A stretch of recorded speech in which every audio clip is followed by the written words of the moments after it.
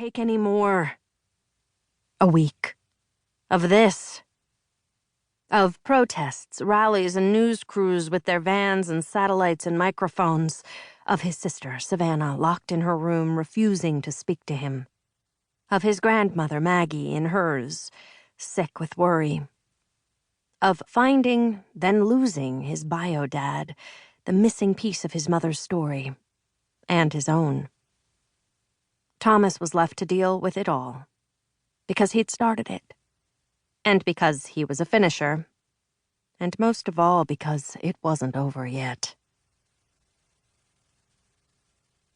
Book 1.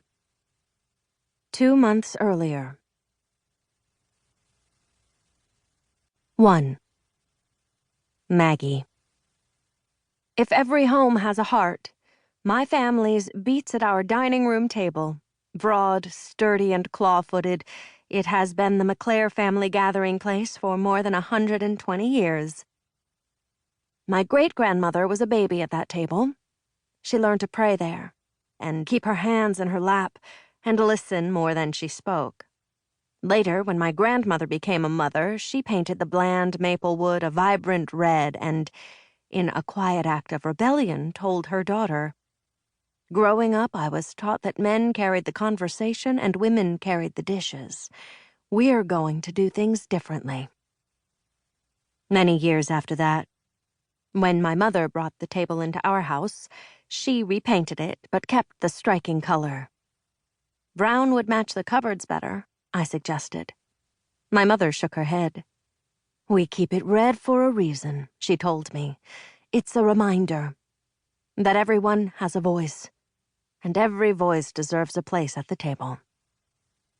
Elizabeth Bess McClare. Excerpt. College entrance essay. The day her family's lives would change forever, Maggie McClare passed through the door from the kitchen and glanced at the dining room wall. Wouldn't you know, Bess's essay was crooked again. She walked over and ran a finger down the side of the glass-framed paper, nudging its corners to a perfect 90 degrees. There. In Maggie's mind, Bess laughed. "Really, Mom? It was only slanted a few degrees. You couldn't let that be?" "Oh, you hush," Maggie scolded. But she was smiling. She continued on her way to retrieve the mail from the front door mail slot. Maggie loved her house and everything in it. A classic example of Italianate architecture on Lake of the Isles Parkway in Minneapolis, the McClare house was a Fitzgerald-esque treasure. A Gatsby among its peers. Windows tiled like dominoes across the front, living room to dining room. The wooden floors creaked. There was a sunroom circled by lead glass windows and hallways lined with heavy oak doors and brass doorknobs exhibiting the wear of generations.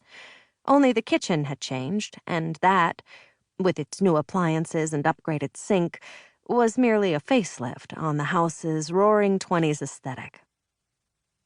The dining room, though, was by far Maggie's favorite. More than any other place in the house, it's where her memories lived. She thought back to the day, 20-some years ago, she'd hung Bess's essay there. "I can't believe you," Bess had scoffed. Maggie being an infinite source of amusement to her daughter. "It's not like I'm Harper Lee or something." She watched her mother ascend their worn stepladder, hammer in hand.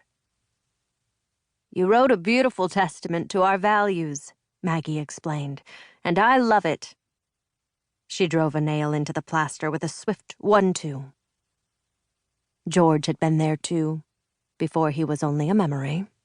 Back when his heart was still pumping and he could stand as he always did with his feet wide and his hands on his hips. "I think it's terrific," he'd said. "It's a reminder about the importance of family. Like I always say," he thrust a declarative finger in the air, "we McClares will always have enough." Bess groaned, but chimed in anyway, joining her father for the chorus. "Because we have each other." Maggie descended the last rung of the stepladder and examined her work.